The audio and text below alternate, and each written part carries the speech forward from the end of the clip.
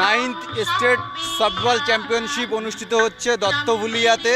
দত্তভুলিয়া softball association organise করছে আমাদের জাতীয় স্তরের খেলা সফটবল। এখানে বিভিন্ন ডিস্ট্রিক্ট অংশগ্রহণ করছে, প্রত্যেকটা ডিস্ট্রিক্টের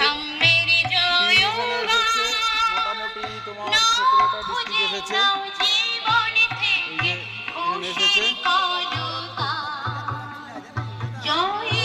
আর এইখানে রয়েছে